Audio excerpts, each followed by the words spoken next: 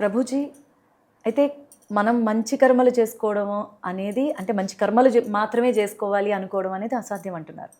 అసలు కర్మ చక్రం నుంచి బయటపడడం అనేది ఎలాగా? ఇది అసలు సిసలైన ప్రశ్న. ఓకే. అంటే మంచి కర్మలు చేయాలా, చెడ్డ కర్మల్ని ఏ విధంగా నేను అవాయిడ్ చేయాలి, ఇదంతా కాదండి. అసలు నాకు కర్మే వద్దు అనుకోవడం అనేది అన్నిటికంటే మంచి ఉత్తమమైన ప్రశ్న. ఓకే. బాగా అడిగారు, సమాధానం చెప్తాను. ఓకే. అంటే 3 రకాల కర్మలు ఉన్నాయండి. భగవద్గీతలో శ్రీకృష్ణ పరమాత్ముల వారు 3 రకాల కర్మల గురించి చెప్తారు. ఒకటి కర్మ, రెండవది వికర్మ, మూడవది అకర్మ.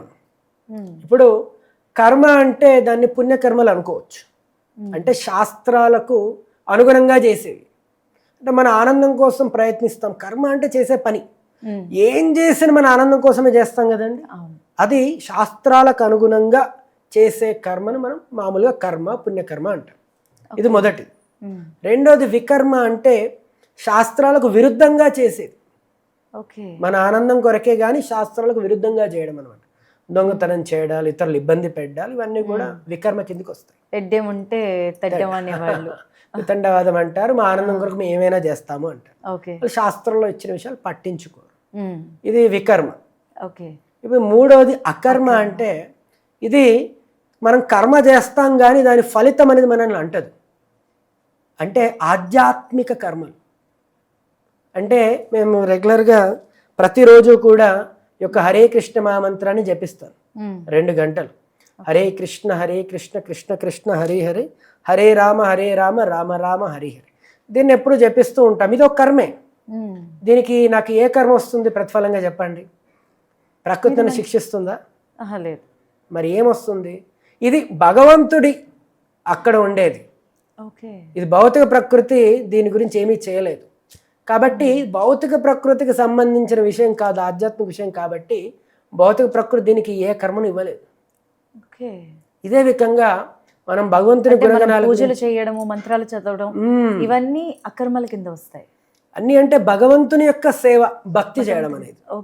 ఈ విధంగా కృష్ణ భగవానుల వారు భగవద్గీతలో చెప్పారు. అంటే ఆయన నామం చేయడము, ఆయన కథాశ్రవణం చేయడము, ఆయనకు సేవ చేయడము. మీరు ఇంతకుముందు అడిగారే, నృగ మహారాజు ఆయన భక్తునికి సేవ చేశాడు. అది అకర్మ, ఆధ్యాత్మిక కర్మ. దాని యొక్క రియాక్షన్ ఏ విధంగా ఉంటుంది? ఆధ్యాత్మికంగానే ఉంటుంది. అందుకే భగవంతుడు సాక్షాత్తు దర్శనమిచ్చారు. అంటే మనం పుణ్యకర్మలు చేస్తే పుణ్యం, సుఖం కలుగుతుంది. వికర్మ అంటే చెడు కర్మ, పాపకర్మ చేస్తే దుఃఖం కలుగుతుంది. కానీ అకర్మ అంటే మనం ఈ ప్రపంచంలో ఉండి కూడా యొక్క భగవంతునికి సంబంధించిన అంటే భక్తియుత కర్మలు, ఆధ్యాత్మిక కర్మలు చేస్తే పద్మపత్రమిమాంబస అని భగవద్గీతలో చెప్పబడింది. అంటే తామరాకు మీద నీటి బొట్టులా ఈ ప్రపంచంలో ఉన్న దీనికి అంటకుండా, ఈ కల్మశాలకు మలినాలకు అంటకుండా భగవంతుని మనసులో పెట్టుకొని మనము ధ్యానం చేస్తున్నాం. కాబట్టి ఇక్కడే ఉన్నాం, కానీ మనసు భగవంతుడి పాదాల దగ్గర ఉంది. కాబట్టి ఇక్కడ ఉండి మనం చేసిన కర్మలు భౌతిక ప్రపంచంలో భౌతిక కర్మల్లా కనిపించినా అవి అకర్మలే. ఏ రకమైన కర్మ మనకు రాదు. దాని యొక్క రియాక్షన్ ఏంటి అంటారా? ఎవరైతే పరిపూర్ణత సాధిస్తారో ఈ అకర్మ చేయడంలో, అంటే భక్తి కార్యక్రమాల్లో, సాక్షాత్తు భగవంతుడు వారిని కర్మచక్రంలోంచి బయటకు తీసుకొని తన ధామానికి, వైకుంఠానికి తీసుకెళ్ళిపోతాడు. అందుకని పుణ్యకర్మ, వికర్మ ఇవి రెండు కూడా, అంటే మీరు ఈ కర్మ అంటే పుణ్యకర్మ చేసినా మళ్ళీ జన్మ తీసుకోవాలి సుఖం అనుభవించడానికి, చెడు కర్మ చేసినా మళ్ళీ ఇక్కడికి జన్మ తీసుకోవాలి దుఃఖాన్ని అనుభవించడానికి. కానీ అకర్మను చేస్తే మీరు దుఃఖం అనుభవించాల్సిన అవసరం లేదు, సుఖం అనుభవించాల్సిన అవసరం లేదు, పరమానందము భగవంతుని యొక్క సాంగత్యంలో. అందుకని ఈ యొక్క అకర్మ చేయాలి అని చెప్పారు. కర్మ చేసినా ఏ రకమైన మనకు ప్రతి కర్మ అనేది రాదు. అంటే ఒక విధంగా మంత్ర జపం, భగవంతుని యొక్క నామజపం చేసుకోవడం, భగవంతుని మనసులో ఎప్పుడూ ధ్యానిస్తూ ఉండడం, ఆయన కథాశ్రవణం చేయడం, ఈ విధంగా సేవ చేయడం లాంటివి ఈ కర్మలు చేయడం. ఇంకా ఇప్పుడు నేను చెప్తూ ఉన్నాను, ఇది మీరు చెప్పండి, ఇది కర్మ అంటారా, వికర్మ అంటారా, అకర్మ అంటారా? మనం చేస్తున్నది అకర్మ. అది మన మెంటాలిటీ మీద ఆధారపడి ఉంటుంది. ఇప్పుడు 10 మందికి మంచి జరగాలి, 10 మందికి యొక్క భగవద్ విజ్ఞానం అనేది అందాలి, కర్మ సిద్ధాంతం గురించి కూలంకషంగా 10 మందికి చెప్పి వాళ్ళ జీవితాల్లో మార్పును తీసుకురావాలి అన్న సదుద్దేశం నాలో ఉందనుకోండి, అది అకర్మ అవుతుంది. లేదండి యూట్యూబ్లో 1,00,000 మంది చూడాలి, గొప్ప గురువుగా చూడాలి అన్న ఉద్దేశం నాకు ఉందనుకోండి, అది అకర్మ కాదు, మామూలు కర్మ. అంటే మంచి విషయం చేస్తున్నాను కానీ భగవంతుని కార్యక్రమం అనేది ఫలితాన్ని ఆశిస్తున్నాం. అది మంచి కర్మ కాదనమాట. ఓకే, ఈ విధంగా ఉండాలి. మనం చేయాల్సింది చేస్తూ ఉంటే భగవంతుడే ఫలితం ఇస్తాడు. భగవంతుడు ఇస్తాడు, ఇవ్వరు తర్వాత. మనము భగవంతుడి ఆనందం కొరకు మనం కర్మ చేసుకుంటూ వెళ్ళిపోతాం. ఓకే, అది అకర్మ. అంటే సింపుల్ అండి. చిన్న ఉదాహరణ చెప్తాను మీకు. ఒక సైనికుడు ఉన్నాడు మన భారతదేశ బార్డర్లో. మన కోసం చాలా మంది సైనికులు కష్టపడుతూ ఉన్నారు, దేశాన్ని కాపాడుతూ ఉన్నారు. ఆ వీర జవాన్లందరికీ కూడా మన సెల్యూట్.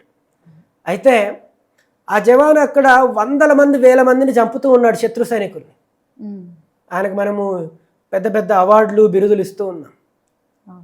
అదే సైనికుడు ఎప్పుడైనా ఇంటికి వచ్చి పక్కింటి ఆయనతో గొడవ పడి అదే గన్ తీసుకుని ఆయన కాల్ చేస్తే ఆయనకు బిరుదులు ఇస్తారా, సన్మానం చేస్తారా, జైల్లో పెడతారా?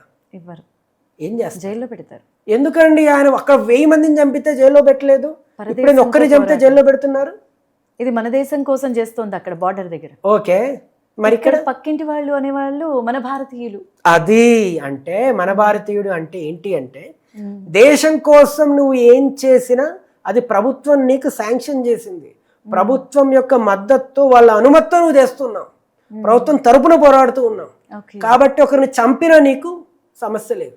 కానీ ప్రభుత్వం అనుమతి లేకుండా నీవు నీ స్వార్థ ప్రయోజనం కొరకు ఒకరిని చంపితే జైల్లో పెడుతూ ఉన్నారు. అక్కడ 1000 మందిని చంపినా బిరుదులు సన్మానాలు, ఇక్కడ ఒక్కరిని చంపితే అవార్డ్స్ రివార్డ్స్ అన్ని. ఇక్కడేం జరుగుతుంది? జైల్లో పెట్టి. అంటే ఏం అర్థం చేసుకోవాలి అంటే మన కొరకు మనం బ్రతికితే ఈ భౌతిక ప్రపంచంలో కర్మ అనేది వెంటాడుతూ ఉంటుంది, తను పక్కింటాన్ని చంపినట్టుగా. కానీ బార్డర్లో వేరే శత్రు సైనికులను చీల్చి చెండాడితే రివార్డులు బిరుదులు ఇచ్చింది. అంటే భగవంతుని కొరకు బ్రతకండి, జీవితాన్ని భగవంతుని కోసం బ్రతికితే ఆధ్యాత్మికంగా అది భగవంతుడు మనకు రివార్డులు బిరుదులు అంటే ఆయన కృప మనకు లభిస్తుంది అని. అంటే కర్మ అంటదు అని. అంటే తను అక్కడ చంపుతున్నాడు కదా, అయినా శిక్ష లేదు. ఇక్కడ ఒక్కరే చంపినా శిక్ష. ఎవరి కోసం చేస్తున్నావు? ఆ విధంగా భగవంతుని కోసం చేస్తే ఏ రకమైన కర్మ లేదు. అదే మన సొంత ప్రయోజనాల కోసం చేస్తే ఇదనమాట. ఇక్కడ ఒక చిన్న ప్రశ్న అడగాలనుకుంటున్నాను. మీరు ఇంత చదువుకొని తల్లిదండ్రుల ఆశీస్సులతో ఈరోజు ఒక భక్తుడిగా ఉంటూ బ్రహ్మచారిగా ఉంటూ అంటే ఇంకా పెళ్లి చేసుకోకుండా ఆడవారికి దూరంగా పరమాత్మకి దగ్గరగా ఉంటూ ఉన్నారు. ఇదంతా మీరు పూర్వజన్మలో చేసుకున్న కర్మఫలం అంటారా? అటు ఇటు తిరిగి గన్ను నా వైపు తిప్పారు తల్లి.